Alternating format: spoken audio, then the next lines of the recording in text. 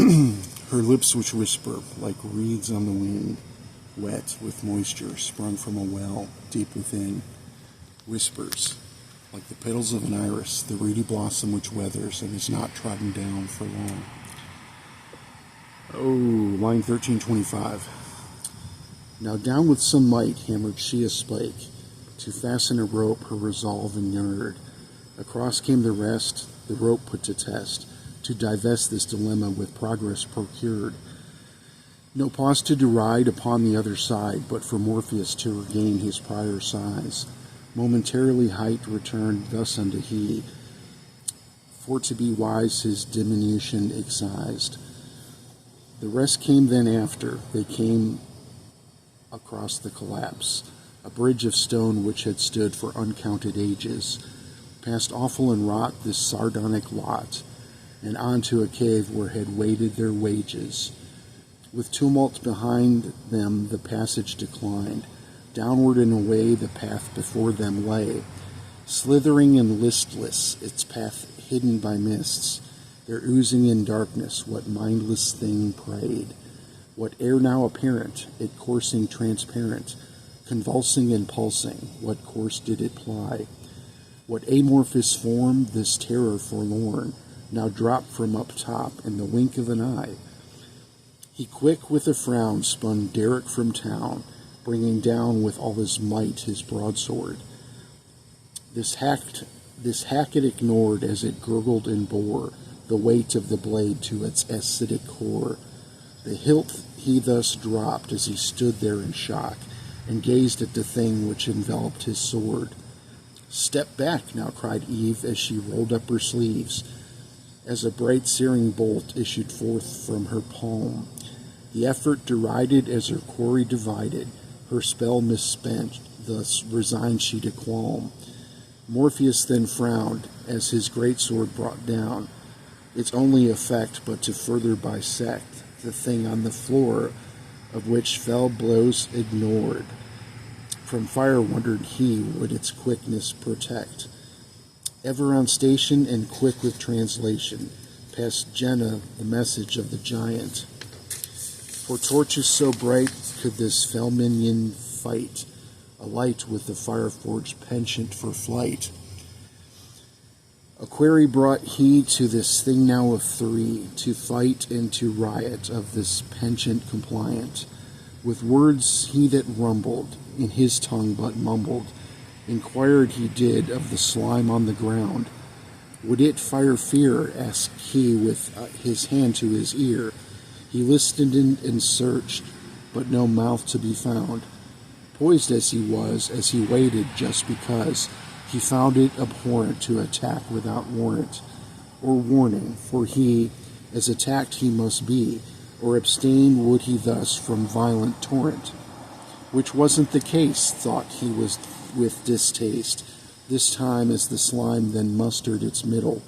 A bobbing action, this lateral distraction, to and fro did it go like a bow with no fiddle.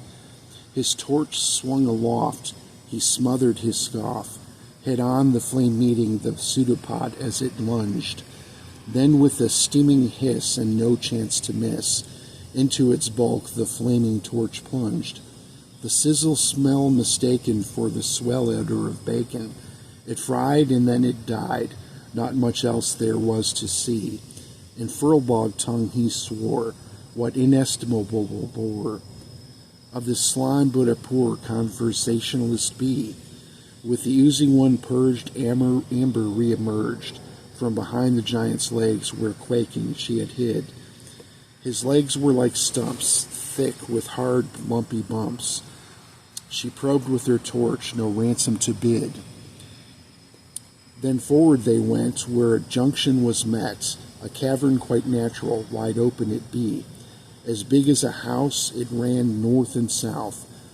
Of the south to the right they ventured for to see. On down a few paces they halted in place, where a side chamber opened, of warning bereft, where firelight they discerned of its source for to learn, its shadow quite vague at the top of the cleft. At the end they would find but an 80-foot climb, a cliff somewhat sheer, but for fire to endear. By the vaguest mischance did the shadows now dance, but no flame for to blame as the shadows drew near. Undead, she then said, as the firelight waxed red, a dozen or more, perhaps even a score. No doubt they placed here but for callers to endear. What solicitor's fate I would thus deplore, with torches extinguished to better distinguish their foe without alerting those above, from who they would garner were they thus alarmed. From those up above they would garner no love. Thus no easy feat would it be to defeat these zombies or whatever minions lay before them. They dim in the fold, likely lacking in gold, they to their master thus quiet to send. What flesh for to mend, no blood for to spend, better their end for to send them by spear.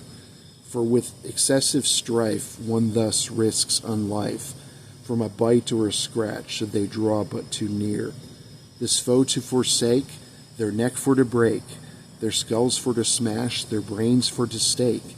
No scratch for to take, or suffer you the same fate. Be you will undead too, make no mistake. Perhaps but a chore and one to abhor, to bludgeon in dice, methodically precise. These undead unseen, but foes to demean. Be quiet and silent, tread lightly like mice. To stoop one so low, what art to forego? What heads for to crush and necks for to slice? What ruckus profane this carnage in name? Truly in spirit it felt more like vice.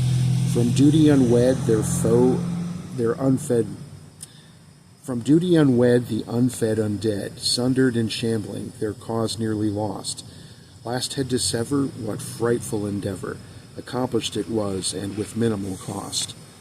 A lesson to learn, the undead should be burned, or harrow one again they will upon return. A lesson it be, upon sight one should flee, for unfed undead by most should be spurned. Their quest not unkind the zombies would find in the shadow of the firelight up above. Though they be but creatures of neutral demeanor, their plight thus most often would garner no love. Though in tune with sobriety, their place in society was lost to them always when push comes to shove. Though unusually good workers and adept with sobriety, zombies most certainly have no place in society. With minimal cost in the fell shadow lost, they confronted the ascent now before them. For likely no love for them waited up above, the silence implored but for to embolden. For lost not in time, thus the 80-foot climb proceeded in silence on through the darkness. No whispering witness, nigh madness to gift, to accost not the silence indeed, nor the lifeless. And I will stop right there. I hope everybody has a nice day, and thank you for listening.